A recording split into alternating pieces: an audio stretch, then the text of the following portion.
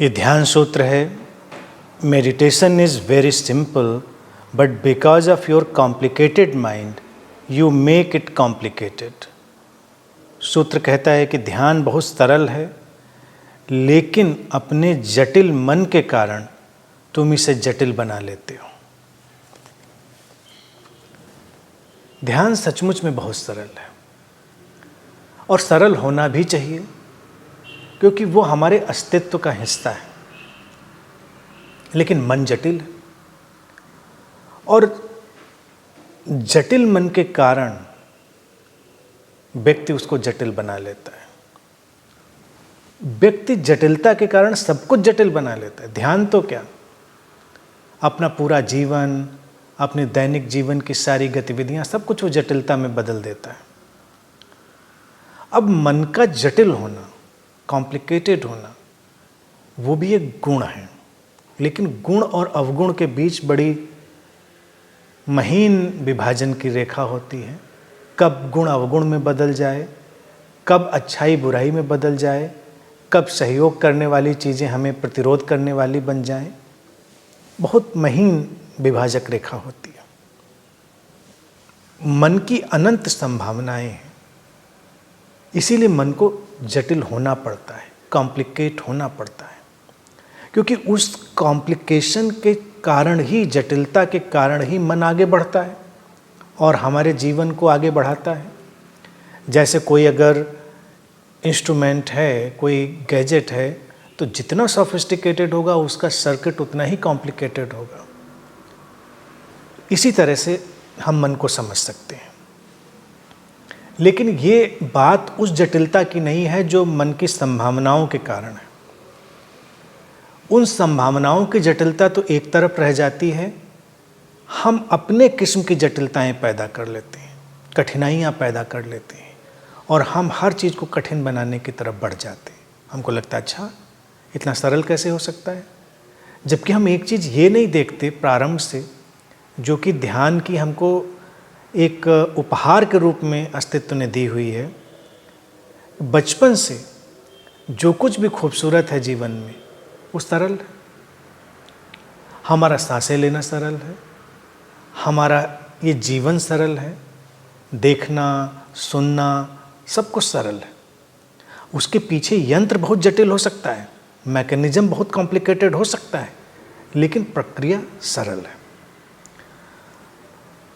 प्रेम सरल है, शांति सरल है, जितने भी भावनाओं में जाएंगे वो सब सरल है। लेकिन फिर कौन सा बिंदु है जब चीज़ें जटिल हो जाती हैं? क्योंकि हम जब उन्हें देखना बंद कर देते हैं, सरलता को देखना बंद कर देते हैं, तब हमारे लिए चीज़ों में कठिनाई पैदा होती है।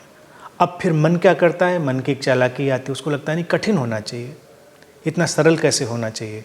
तो फिर ध्यान के नाम पर ध्यान की विधियाँ आएंगी, बहुत सारे ऐसे प्रयोग आएंगे, साधनाएं आएंगी, तपश्चर्याएँ आएंगी, जिनमें बहुत कठिन प्रक्रियाएं डाली जाएंगी। और जब कठिन प्रक्रियाएं डाली जाएंगी तो व्यक्ति को लगेगा हाँ ये हो सकता है, इतना आसान कैसे हो सकता है ध्यान, ध्यान तो कठिन होना चाहिए। और इन्हीं कारणों से जो महानतम गुरु हुए इस धरती पर, उन्होंने ध्यान का बहुत सरल प्रस्ताव दिया, बहुत सरल सुझाव दिया।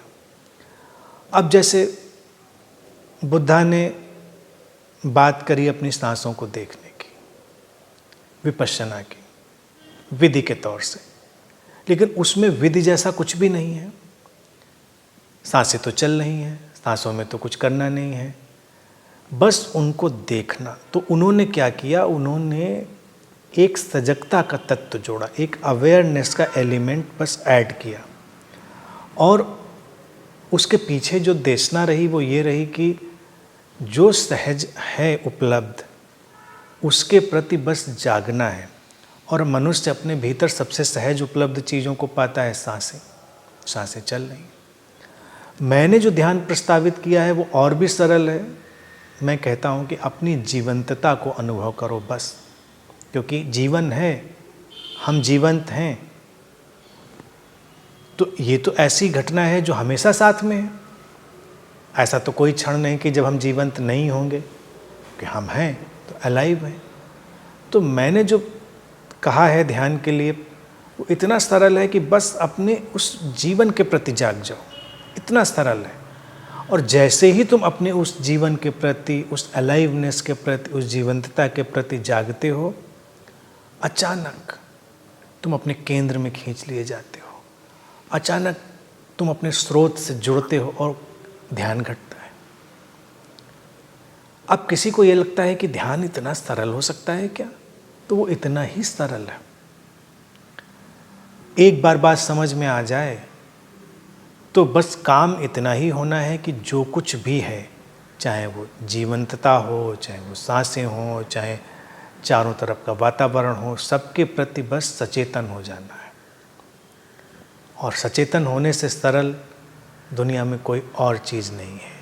हम चाहें तो उसको जटिल बना सकते हैं, लेकिन वो सरलतम है।